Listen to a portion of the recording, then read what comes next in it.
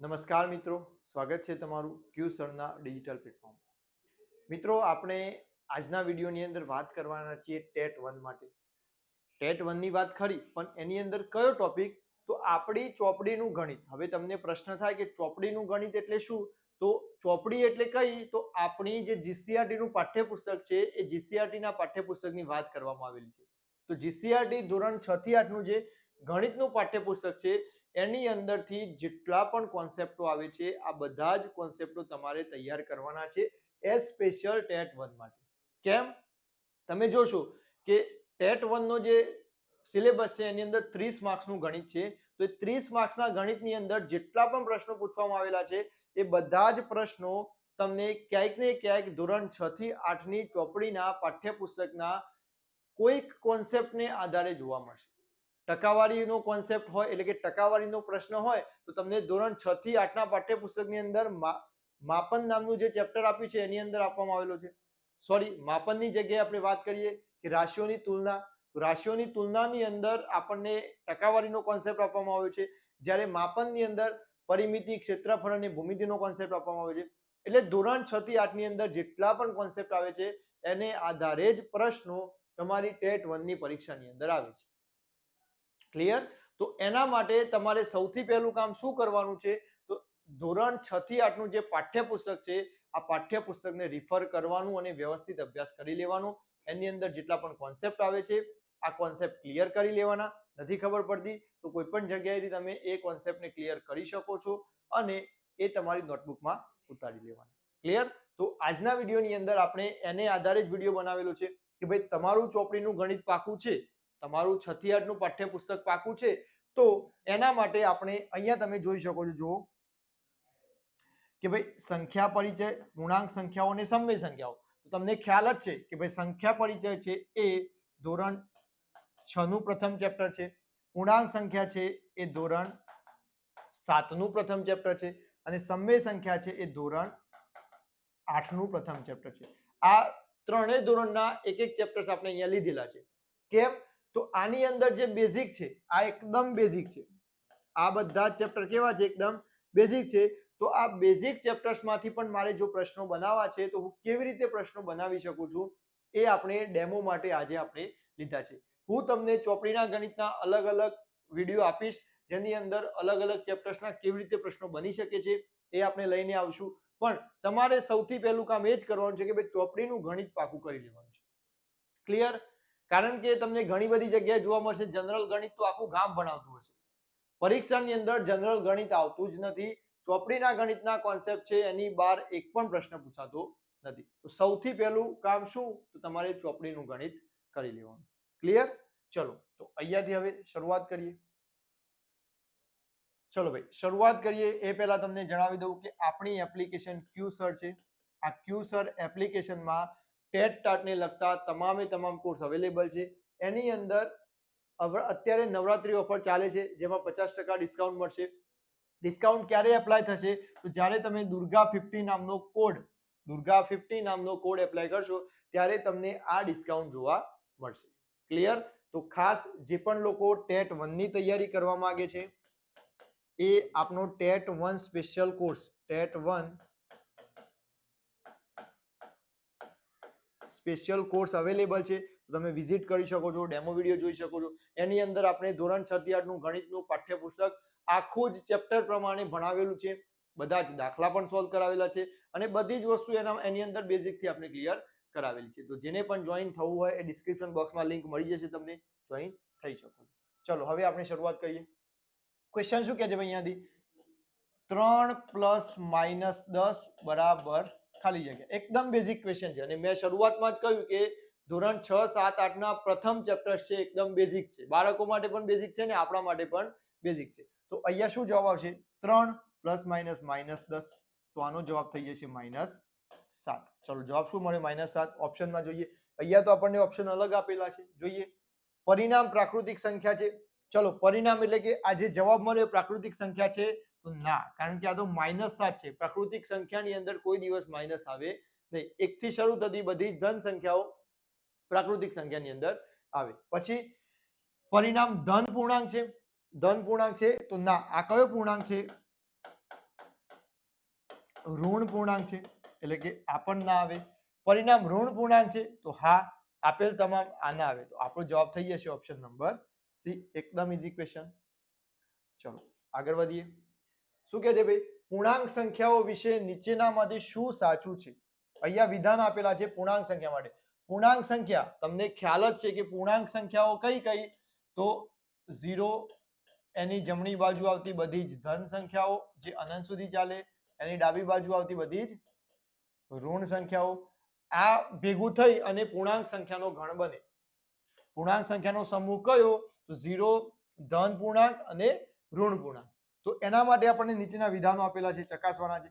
વિધાન શું કહે છે ભાઈ, કે સરવાળા માટે સમૃદ્ધતા ધરાવે છે, બાદબાકી માટે સમૃદ્ધતા ધરાવે નહીં, ગુણાકાર માટે સમૃદ્ધતા ધરાવે છે. હવે જો આપણને ગુણધર્મો જ ખ્યાલ નથી, સંખ્યાઓ અને તેના ગુણધર્મો, જો તમને આ ગુણધર્મો જ યાદ નથી, કયા કયા ગુણધર્મો છે? તો એક છે સમૃદ્ધતાનો ગુણધર્મ, બીજો છે ક્રમનો ગુણધર્મ, ત્રીજો જૂથનો ગુણધર્મ અને ચોથો વિભાજનનો ગુણધર્મ. આ ચારે ચાર ગુણધર્મો ધોરણ 6, 7 અને 8 ની અંદર આવે છે અને દરેકે દરેક સંખ્યા માટે આ ગુણધર્મો લાગુ પડે છે કે નહીં એ આપણે ચકાસવાનું છે. ધોરણ 8 સમય સંખ્યા નામનું જે ચેપ્ટર છે એની અંદર મેં કોષ્ટક સ્વરૂપે તમને બતાવી દીધું છે કે ભાઈ પૂર્ણાંક સંખ્યા ગણ છે તો પૂર્ણાંક સંખ્યા ગણ માટે સમૃદ્ધતાનો ગુણધર્મ સરવાળા માટે, બાદબાકી માટે, ગુણાકાર માટે અને ભાગાકાર માટે. આ ત્રણેયમાંથી કોના માટે લાગુ પડે છે? તો એ મસ્ત મેં વ્યવસ્થિત કોષ્ટક બનાવીને તમને સમજાવ્યું હતું કે ભાઈ સમૃદ્ધતાનો ગુણધર્મ પૂર્ણાંક સંખ્યા ગણ માટે સરવાળા માટે લાગુ પડે, બાદબાકી માટે પણ લાગુ પડે, ગુણાકાર માટે પણ લાગુ પડે, ભાગાકાર માટે લાગુ પડે નહીં. કેમ? તો સમૃદ્ધતાના ગુણધર્મની વ્યાખ્યા આપણને ખબર હોવી જોઈએ કે ભાઈ જે પણ તમે કોઈ પણ સંખ્યા ગણ માટે લો છો, અહીંયા હું પૂર્ણાંક સંખ્યા ગણ માટે લઉં છું તો પૂર્ણાંક સંખ્યા ગણને ધ્યાને રાખીને હું સરવાળો કરું તો મને જવાબ પૂર્ણાંક સંખ્યા ગણમાંથી મળે તો આપણે કહી શકીએ કે એ સમૃદ્ધતાનો ગુણધર્મ લાગુ પડે છે. એવી જ રીતે હું બાદબાકી કરું, પૂર્ણાંક સંખ્યા ગણમાંથી કોઈ પણ બે પૂર્ણાંકો લઈ લઉં, એની બાદબાકી કરું અને મને જો એ જ સંખ્યા ગણમાંથી જવાબ મળે તો આપણે કહી શકીએ કે ભાઈ બાદબાકી માટે પણ લાગુ પડે. એવી જ રીતે ગુણાકાર માટે પણ સેમ છે. તો એકદમ વ્યવસ્થિત મેં ચકાસીને તમને સમજાવ્યું હતું કે ભાઈ પૂર્ણાંક સંખ્યા માટે તમે સરવાળો કરો તો પણ પૂર્ણાંક સંખ્યા ગણમાંથી જ મળશે, કોઈ પણ બે પૂર્ણાંક સંખ્યાની બાદબાકી કરશો તો પણ તમને પૂર્ણાંક સંખ્યા ગણમાંથી જ મળશે, કોઈ પણ બે સંખ્યાનો ગુણાકાર કરશો તો પણ તમને પૂર્ણાંક સંખ્યા ગણમાંથી જ મળશે. ખાલી ભાગાકાર આપણને પૂર્ણાંક સંખ્યા ગણમાંથી મળતો નહોતો. તો એનો મતલબ કે પૂર્ણાંક સંખ્યા ગણ માટે સરવાળા, બાદબાકી અને ગુણાકાર આ ત્રણેય માટે સમૃદ્ધતાનો ગુણધર્મ લાગુ પડે છે. અહીંયાથી ઓપ્શનમાં આપણને શું આપેલું છે જો કે ભાઈ સરવાળા માટે સમૃદ્ધતા ધરાવે છે તો ધરાવે છે, બાદબાકી માટે સમૃદ્ધતા ધરાવે નહીં, આ વિધાન ખોટું છે, ગુણાકાર માટે સમૃદ્ધતા ધરાવે આ વિધાન સાચું છે. અને મારે સાચું વિધાન શોધવાનું છે તો વિધાન 1 અને વિધાન 3 સાચા છે. અહીંયા જો ફક્ત 1 સાચું તદ્દન ખોટું, 2 અને 3 સાચા તો એ પણ ખોટું, ફક્ત 2 સાચું એ પણ ખોટું. તો 1 અને 3 એટલે કે ઓપ્શન નંબર ડી સાચો આન્સર થઈ જશે. ક્લિયર? આ તો મેં તમને સમજાવ્યું કારણ કે બેઝિક હતું એટલે તમારે બધા જ ગુણધર્મો દરેકે દરેક સંખ્યા ગણ માટે યાદ રાખવાનું. સમૃદ્ધતાનો ગુણધર્મ તો સમૃદ્ધતાનો ગુણધર્મ કેટલી સંખ્યાઓ માટે યાદ રાખવાનું તમારે? તો પ્રાકૃતિક સંખ્યા માટે, પૂર્ણ સંખ્યા માટે, પૂર્ણાંક સંખ્યા માટે અને સમય સંખ્યા માટે. આ ચાર સંખ્યાઓ માટે તો તમારે દરેકે દરેક ગુણધર્મો દરેકે દરેક ક્રિયા સાથે યાદ રાખવાના, સરવાળા, બાદબાકી, ગુણાકાર અને ભાગાકાર માટે. ક્લિયર? પરીક્ષાની અંદર કદાચ પ્રશ્ન પૂછવો હોય તો આવી રીતે પૂછી શકાય છે. ચલો આગળ વધીએ. શું કહે છે આગળ? 1 કરોડ બરાબર ખાલી જગ્યા વખત 10 લાખ. 1 કરોડ બરાબર ખાલી જગ્યા વખત 10 લાખ થાય. તો ચલો અહીંયા 1 કરોડ, સૌથી પહેલા તો આપણને 1 કરોડ એટલે કેટલા લાખ એ વસ્તુ ખબર હોવી જોઈએ. તો 1 કરોડ એટલે 100 લાખ. કેટલા લાખ થાય? 100 લાખ બરાબર 1 કરોડ થાય આપણને ખબર છે. હવે કેટલી વખત 10 લાખ ભેગા કરું તો 100 લાખ થાય? તો મને ખબર છે 10 વખત 10 લાખ ભેગા કરું તો કેટલા થાય? 100 લાખ થાય. તો અહીંયાથી મને જવાબ પાકો થઈ ગયો. ભાઈ 1 કરોડ બરાબર 10 વખત 10 લાખ. 1 કરોડ બરાબર 10 વખત 10 લાખ. તો ઓપ્શનમાં છે હા, ઓપ્શન નંબર એ. આ વસ્તુ ક્લિયર હોવી જોઈએ, કારણ કે આ ધોરણ 6 ની અંદર આવે છે. ધોરણ 6 પ્રકરણ નંબર 1 ની અંદર કરોડ, મિલિયન, બિલિયન આ વસ્તુ આવે છે. ચલો આગળ. 1 બિલિયન એટલે ખાલી જગ્યા લાખ. સૌથી પહેલા તો 1 મિલિયન ખબર હોવી જોઈએ આપણને. 1 મિલિયન એટલે કેટલા લાખ થાય? 10 લાખ થાય. અને 1 બિલિયન, તો 1 બિલિયન એટલે ડાયરેક્ટ લાખમાં પહોંચવું નથી. સૌથી પહેલા બિલિયન નો કોન્સેપ્ટ ક્લિયર કરો. 1 બિલિયન એટલે કેટલા કરોડ થાય? 100 કરોડ થાય. કેટલા કરોડ થાય? 100 કરોડ થાય. આપણને ખબર છે કે 1 કરોડ બનવા માટે, 1 કરોડ ભેગા કરવા માટે મારે કેટલા લાખ ભેગા કરવા પડે? 1 કરોડ મારે જો ભેગા કરવા છે તો 100 લાખ ભેગા કરીશું ત્યારે 1 કરોડ બનશે. તો 100 કરોડ ભેગા કરવા માટે કેટલા લાખ ભેગા કરવા પડે? તો 100 કરોડ ભેગા કરવા માટે 100 ગુણ્યા 100 લાખ તો કેટલા લાખ થાય? અહીંયાથી 10,000 લાખ થઈ જાય. કેટલા લાખ થઈ જાય? 10,000 લાખ. એનો મતલબ કે 1 બિલિયન બરાબર 10,000 લાખ. કેટલા લાખ? 10,000 લાખ. તો અહીંયાથી થઈ જશે ઓપ્શન નંબર ડી. ચલો આગળ. 7,52,22,002 ને યોગ્ય રીતે અંકમાં દર્શાવો. અહીંયા યોગ્ય રીતે અંકમાં કશું નથી કીધું. એનો મતલબ કે તમારે કઈ પદ્ધતિમાં દર્શાવવાના? ભારતીય પદ્ધતિ. કારણ કે આપણને ખબર છે બે પદ્ધતિ હોય, એક ભારતીય અને એક આંતરરાષ્ટ્રીય. તો અહીંયા ભારતીય પદ્ધતિથી આપણે દર્શાવી દઈએ. એકદમ ઈઝી ક્વેશ્ચન છે. 7,52,22,002. એકલા બે એટલે ઘણા લોકો શું કરશે? આવી રીતે લખશે. શું કીધું છે? 7,52,22,002. ઘણા લોકો આવી રીતે લખશે, પણ આવી રીતે નહીં આવે. બે કીધા છે એનો મતલબ કે આ બે છે એ એકમના સ્થાને હશે, તો 002 આવશે. તો 7,52,22,002 ને આપણે સાચી રીતે આવી રીતે લખી શકીએ. ઓપ્શનમાં છે તો હા, અહીંયાથી ઓપ્શન નંબર સી મને દેખાઈ રહ્યો છે. ચલો ક્લિયર. એકદમ ઈઝી ક્વેશ્ચન હતું. નેક્સ્ટ. આંતરરાષ્ટ્રીય પદ્ધતિ પ્રમાણે અલ્પવિરામ મૂકો. મેં કહ્યું ને હમણાં કે બે પ્રકારની પદ્ધતિ ધોરણ 6 માં છે. એક આંતરરાષ્ટ્રીય, જેને આપણે મિલિયન તરીકે ઓળખીએ છીએ, મિલિયન થી દર્શાવતા હતા. તો આંતરરાષ્ટ્રીય પદ્ધતિ પ્રમાણે અલ્પવિરામ મૂકવાનું છે. અહીંયાથી શું છે? 50, 80, 15, 52.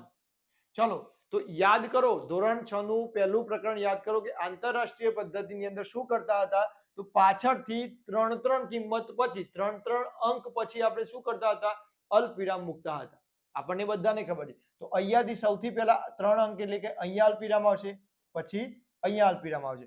તો આને અંકમાં લખવું હોય તો કેવી રીતે લખી શકાય? તો આગળવાળા જે છે એને મિલિયન કહેતા હતા, એટલે કે આપણે લખીએ 50 મિલિયન. આ જે 3 અંક છે વચ્ચેના એને હજારમાં દર્શાવવાના, એટલે કે 801,000, 801,000 અને પાછળના એઝ ઇટ ઇઝ 552. તો શું થયું અહીંયાથી જો?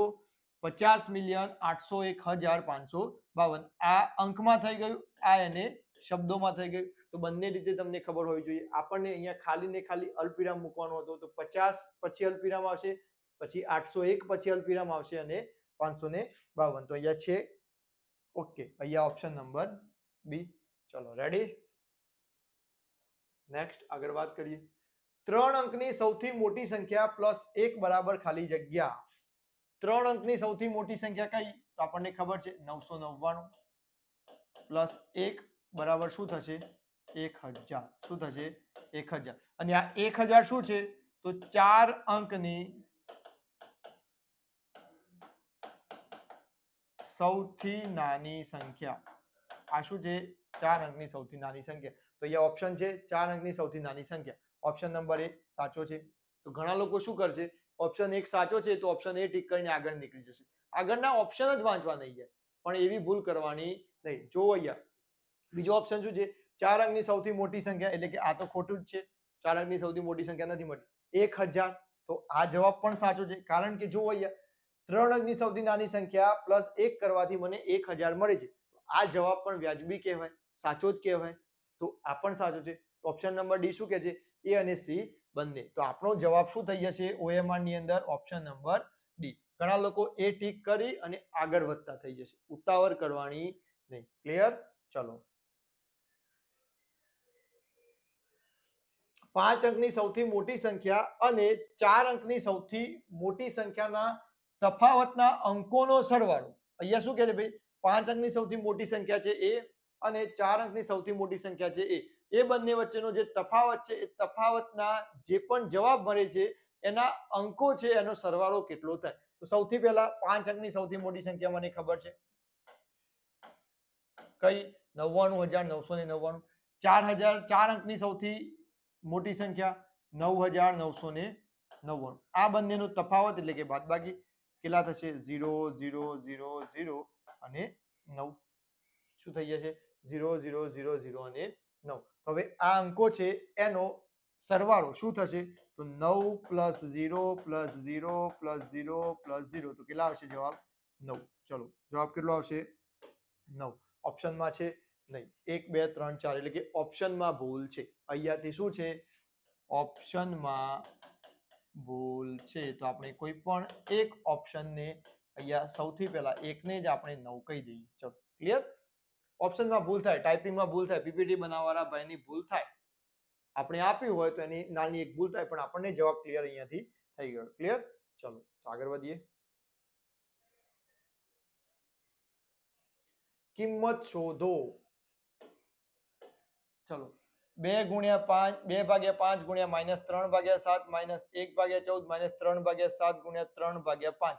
ઘણા લોકો આને ગુણધર્મની રીતે પણ કરશે, પણ હું તમને સજેસ્ટ કરી કે તમારે ભાગુસબાથી કરી લેવાનો, જલ્દી જવાબ મળી જશે, એટલે કે ઈઝી જવાબ મળશે. કેવી રીતે, જુઓ, સૌથી પહેલા ભાગાકાર તો છે જ નહીં, એટલે કે આ બંનેનો ગુણાકાર અને આ બંનેનો ગુણાકાર કરી લઈએ આપણે. તો ચલો, શું થશે અહીંયાથી, -3 ગુણ્યા 2, એટલે કે -6 ભાગ્યા 7 પંચું 35 થઈ ગયું. વચ્ચે બચ્યું શું, -1 ભાગ્યા 14. ચલો, અહીંયા જુઓ, -3 ભાગ્યા 7 ગુણ્યા 3 ભાગ્યા 5, 3 તરી 9, પણ કેવા, -9 ભાગ્યા 7 પંચું 35 થઈ ગયું.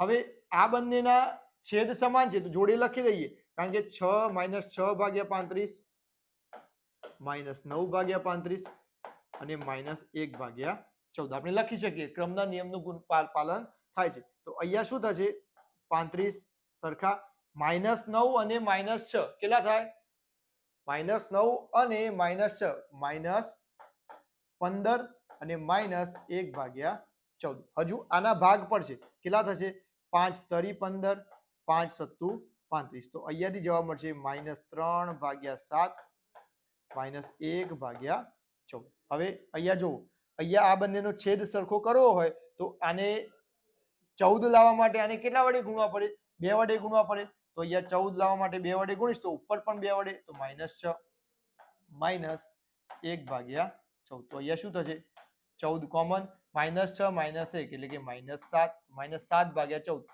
7 દુ 14, તો -1/2. કેટલા થશે, -1/2. તો આપણને કેટલો જવાબ મળ્યો, -1/2. ચલો, ઓપ્શનમાં છે તો હા, -1/2.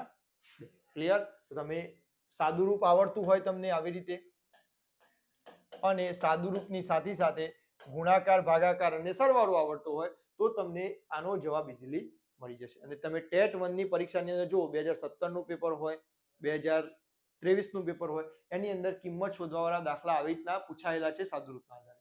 ક્લિયર? ચલો, એક પરીક્ષામાં દરેક સાચા જવાબો માટે +5 ગુણ અને દરેક ખોટા જવાબો માટે -2 ગુણ આપવામાં આવે છે. રાધિકાએ દરેક પ્રશ્નનો જવાબ આપ્યા અને 30 ગુણ મેળવ્યા, કેમ કે તેના 10 જવાબો સાચા હતા. તો તેને ખોટા જવાબો કેટલા આપ્યા હશે. અહીંયાથી જો શું કહે છે ભાઈ, સાચા જવાબ માટે +5 ગુણ આપવામાં આવે છે અને ખોટા જવાબ માટે -2 ગુણ આપવામાં આવે છે. રાધિકાને કુલ કેટલા ગુણ મેળવ્યા છે? 30 ગુણ મેળવ્યા છે અને એને સાચા કેટલા જવાબ આપ્યા હતા? 10 પ્રશ્નો સાચા આપ્યા હતા. તો આપણે કહી શકીએ, લખીએ અહીંયા કે ભાઈ રાધિકાએ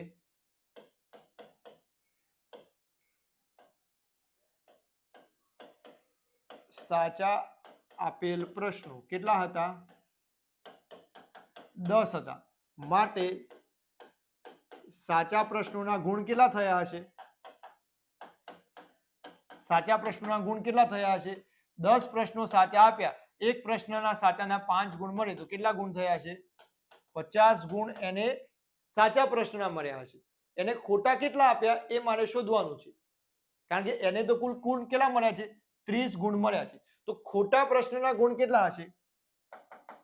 અહીંયાથી મને જવાબ મળી જાય.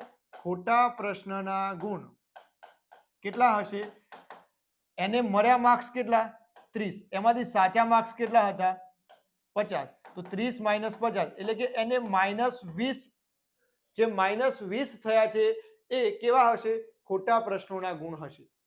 હવે એક ખોટો પ્રશ્ન પડે તો કેટલા ગુણ મળે છે? -2 ગુણ મળે છે. એટલે કે ઉલટું વિચારીએ, -2 ગુણ મળે ક્યારે? એક પ્રશ્ન ખોટો પડે ત્યારે. તો -20 ગુણ ક્યારે મળે? તો ખોટા પ્રશ્નોની સંખ્યા, ખોટા પ્રશ્નોની સંખ્યા બરાબર -20 ભાગ્યા -2. માઇનસ માઇનસ કેન્સલ, 2 દાન 20. તો ખોટા કેટલા પડ્યા હશે પ્રશ્નો? 10 પ્રશ્નો એવા હશે કે જે ખોટા પડ્યા હશે. તો અહીંયાથી ઓપ્શનમાં છે હા. ઘણા લોકો સ્માર્ટ વર્ક કરે, શું કરે? તો ઓપ્શન ઉપરથી જાય. ઓપ્શન ઉપરથી તમે અહીંયાથી ખોટા પ્રશ્ન એક ઓપ્શન લઈ લો અને એને 2 વડે ગુણી લો તો તમને જવાબ મળી જાય. ક્લિયર? તો ઓપ્શન ઉપરથી પણ તમે જઈ શકો છો. ચલો નેક્સ્ટ, યોગ્ય વિધાન ચકાસો. શું કહે છે ભાઈ? 2 અંકોની સંખ્યા પછી આવતી સંખ્યા હંમેશા 2 અંકની જ હોય. 2 અંકની કોઈ સંખ્યા છે, દાખલા તરીકે 99 છે, એના પછી આવતી સંખ્યા 100 છે, તો આ તો કેટલા અંકની થઈ ગઈ? 3 અંકની થઈ ગઈ. એટલે કે આ વિધાન યોગ્ય નથી.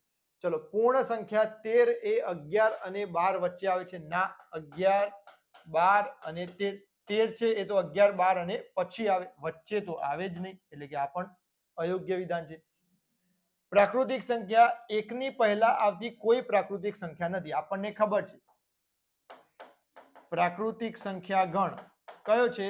તો 1 થી શરૂઆત કરવાની અને અનંત સુધી ચાલતી ધન સંખ્યાઓ. એનો મતલબ કે 1 ની પહેલા કોઈ પણ પ્રાકૃતિક સંખ્યા આવતી નથી. 1 ની પહેલા કોઈ પણ પ્રાકૃતિક સંખ્યા આવતી નથી. તેનો મતલબ કે ઓપ્શન નંબર સી આપનો સાચો છે. અને આપણે યોગ્ય વિધાન ચકાસવાનું હતું તો મળી ગયું અહીંયાથી. ચલો રેડી. 2 અંકોની એક સંખ્યાનો એકમનો અંક x-1 અને દશકનો અંક x+1 હોય તો તે સંખ્યા કઈ હશે? આપણને ખબર છે. આ પ્રશ્ન શેને આધારે આપેલો છે? તો ધોરણ 6 પ્રકરણ નંબર 1 સ્થાન કિંમતનું વિભાજન. શેને આધારે પ્રશ્ન બનાવેલો છે? સ્થાન કિંમતનું વિભાજન. જો સ્થાન કિંમત, દાખલા તરીકે હું કોઈ 2 અંકની સંખ્યા લઉં છું 32, તો એની અંદર 2 ની સ્થાન કિંમત કેટલી થશે? 2 ગુણ્યા 1. 3 ની સ્થાન કિંમત કેટલી થશે? 3 ગુણ્યા 10. કેમ? એકમના સ્થાન ઉપર 1, દશકના સ્થાન ઉપર એની સ્થાન કિંમત 10 થાય છે. તો આ સંખ્યાને મારે જો વિભાજન કરીને લખ્યું તો કેવી રીતે લખીશ? 3 ગુણ્યા 10 વત્તા 2 ગુણ્યા 1. લખાય કે ના લખાય? આ આપણે સંખ્યા જ્ઞાન ચેપ્ટર સમજ્યા હતા જીસીઆરટી ની અંદર, એની અંદર મેં તમને સમજાવેલું હતું. તો કોઈ પણ સંખ્યાને સ્થાન કિંમતનું વિભાજન આપો તો એના સ્થાનની, એનું સ્થાન, એ સંખ્યા અને એનું જે સ્થાન છે એના વડે ગુણાકાર કરવાનો અને બાકી બધું એડ કરી દેવાનું. આ આપણે શીખેલા છીએ. તો અહીંયા બસ આ જ કોન્સેપ્ટ છે. શું કહે છે? જો કોઈ 2 અંકોની સંખ્યા છે, એમાં એક સંખ્યાનો એકમનો અંક x-1 છે, તો કોઈ સંખ્યા છે એનો એકમનો અંક, એના પછી આવે દશકનો અંક. તો એકમના અંકની સ્થાન કિંમત શું? તો 1 ગુણ્યા આપેલી સંખ્યા. તો કઈ આપેલી છે? x-1. અને દશકનો અંક કયો છે? x+1. તો દશકના અંકની સ્થાન કિંમત 10 ગુણ્યા x+1. આ સંખ્યા કેવી રીતે બને? તો બધાના સરવાળાથી. તો અહીંયાથી સાદુરૂપ આપીએ. 10 ગુણ્યા x એટલે કે 10x વત્તા 10 ગુણ્યા 1 એટલે 10 પ્લસ અહીંયા 1 ગુણ્યા x એટલે કે x 1 ગુણ્યા x 1 એટલે 1 તો અહીંયાથી 10x plus x 11x plus 10 minus 1 plus 9 તો અહીંયાથી મને એ સંખ્યા મળી ગઈ કઈ 11x પ્લસ 9 તો અહીંયા ઓપ્શનમાં છે 11x ઓકે 11x પ્લસ 9 તો આવી રીતે સ્થાન કિંમતનું વિભાજન તમને ક્લિયર હોવું જોઈએ ચલો આગળ વધીએ જો કોઈ સંખ્યા તેના 3/5 માં ભાગ કરતા 80 વધારે હોય તો તે સંખ્યા કઈ કોઈ સંખ્યા x છે ધારો કે કોઈ સંખ્યા એ સંખ્યા આપણી x છે તો આ x બરાબર શું કીધું છે આ સંખ્યા બરાબર એ સંખ્યાનો ત્રીજો 3/5 ભાગ એટલે કે 3/5 x એના કરતા કેટલી વધારે છે 80 વધારે છે ક્લિયર આપણે આને ગાણિતિક સ્વરૂપે લખી દીધું અહીંયાથી તો શું થશે અહીંયાથી ચલો x બરાબર અહીંયાથી 3x ભાગ્યા 5 વત્તા 80 કશું નથી એટલે 1 મૂકીશું તો અહીંયા 3 ગુણ્યા 1 એટલે કે 3x વત્તા 8 પંચુ 40 400 ભાગ્યા 5 બરાબર x આ 5 આ બાજુ આવે તો 5x બરાબર 3x વત્તા 400 2x બરાબર 400 તો x બરાબર કેટલા 400 ભાગ્યા 2 x બરાબર 200 કેટલા થશે x બરાબર 200 ચલો રેડી છે અહીંયાથી એકદમ 495 માં 4 ની સ્થાન કિંમત અને સ્થૂળ કિંમતનો તફાવત 495 એમાં 4 ની સ્થાન કિંમત કેટલી છે તો સ્થાન કિંમત જોઈએ તો કયા સ્થાને છે 100 ના સ્થાને એટલે 400 અને એની સ્થૂળ કિંમત એટલે કે મૂળ કિંમત એટલે જે છે એ જ કેટલી છે 4 તો આનો તફાવત 400 માઈનસ 4 396 એકદમ ઈઝી ક્વેશ્ચન ઓપ્શન નંબર એ રેડી ચલો નેક્સ્ટ 1 ગુણ્યા 1/3 ગુણ્યા 6 ગુણ્યા 4/3 ની 1 ગુણ્યા 3 ગુણ્યા 6 ગુણ્યા 4/3 ની ગણતરી કયા ગુણધર્મના ઉપયોગથી કરી શકાય અહીંયાથી શું કહે છે ભાઈ આ જે છે આ સ્ટેપ અને આ સ્ટેપ આની કયા ગુણધર્મથી આપણે ગણતરી કરી શકીએ તમે જુઓ અહીંયા 1 ગુણ્યા 3 ગુણ્યા 6 આ એક જૂથ હતું એ જૂથમાંથી આ અલગ પડી ગયો અને આગળ એક બીજું જૂથ બની ગયું શું બની ગયું બીજું જૂથ બની ગયું તેનો મતલબ કે આનો જે ગુણધર્મ છે કયો ગુણધર્મ છે જૂથનો ગુણધર્મ છે કયો ગુણધર્મ છે જૂથનો ગુણધર્મ છે ચલો રેડી એક માટે યોગ્ય વિધાન ચકાસો સંખ્યા 1 કઈ સંખ્યા માટે સંખ્યા 1 માટે યોગ્ય વિધાન ચકાસવાનું છે 1 એ સૌથી નાની પ્રાકૃતિક સંખ્યા છે તો સાચી વાત છે સૌથી નાની પ્રાકૃતિક સંખ્યા કઈ 1 1 એ વિશિષ્ટ સંખ્યા છે આ પણ સાચી વાત છે કારણ કે એક ના તો વિભાજ્ય સંખ્યા છે એક ના તો વિભાજ્ય સંખ્યા છે ના તો એક અવિભાજ્ય સંખ્યા છે માટે એક વિશિષ્ટ સંખ્યા છે એક એ દરેક સંખ્યાનો અવયવ છે 100% સાચી વાત છે એક છે એ દરેકે દરેક સંખ્યાનો અવયવ છે જેટલી પણ સંખ્યાઓ હોય એના અવયવો પાડશો એની અંદર એક તો દરેકે દરેક સંખ્યામાં કોમન અવયવ મળશે એનો મતલબ કે એક માટે આપેલ તમામે તમામ વિધાન સાચા છે ચલો રેડી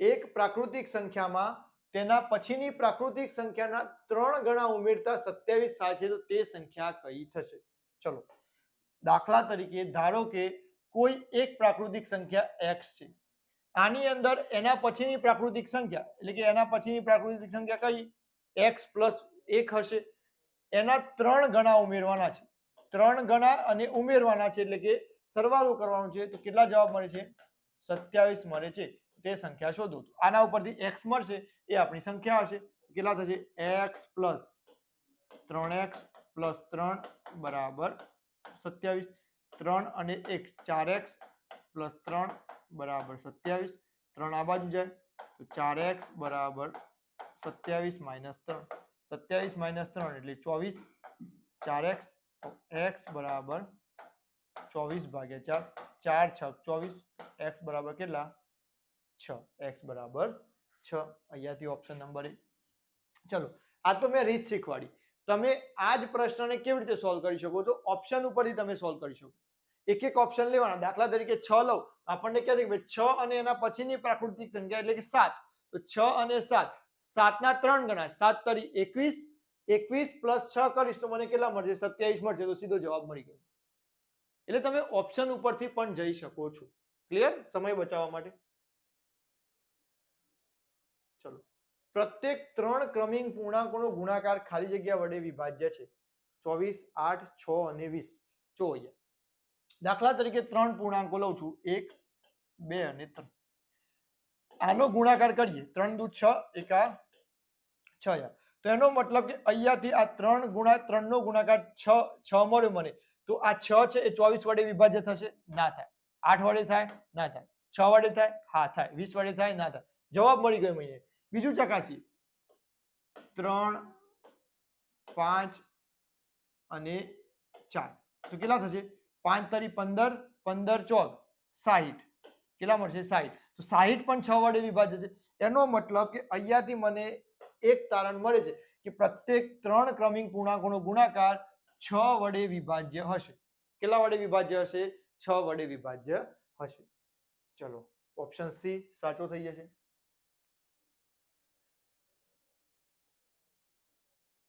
બે અંકની એક સંખ્યાનો એકમનો અંક 3x અને દશકનો અંક 2x હોય તો તે સંખ્યા કઈ હશે? હમણાં આપણે ગણી લીધું.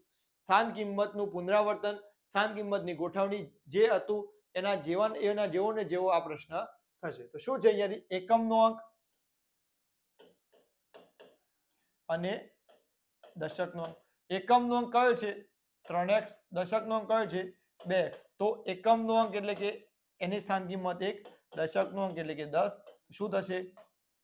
10 દુની 20x પ્લસ 3x એટલે 23x. તો કિંમત કઈ હશે? 23x. ચલો ઓપ્શનમાં, હા, ઓપ્શન નંબર બી. ચલો રેડી? એકદમ ઈઝી છે. ચલો, તો અહીંયાથી ધોરણ 6, ધોરણ 7 અને ધોરણ 8 ના જેટલા પણ બેઝિક પ્રશ્નો હતા પ્રથમ ચેપ્ટર્સના, એ આપણે અહીંયા કાઢવાનો પ્રયત્ન કરેલો છે. હજુ બીજા અલગ અલગ ચેપ્ટર્સના પ્રશ્નો આપણે અવારનવાર લઈને આવતા રહીશું, જેથી તમને પાઠ્યપુસ્તકની ચોપડીના કેવા પ્રશ્નો પૂછાઈ શકે છે એ તમને ખ્યાલ આવે. બસ તમારે સૌથી પહેલું કામ એ જ કરવાનું છે કે જીસીઆરટી નું પાઠ્યપુસ્તક ક્લિયર કરી લેવાનું. અને જે લોકો આપણી સાથે જોડાવા માંગે છે એના માટે નવરાત્રી ઓફર અત્યારે શરૂ છે. તમે એકવાર એપ્લિકેશનની વિઝિટ કરી અને જોઈ શકો છો. તો મળીશું મિત્રો ચોપડીના ગણિત સાથે, નવા ટોપિક સાથે, નવા ચેપ્ટર સાથે, નવા પ્રશ્નો સાથે, નવા વિડીયોની અંદર.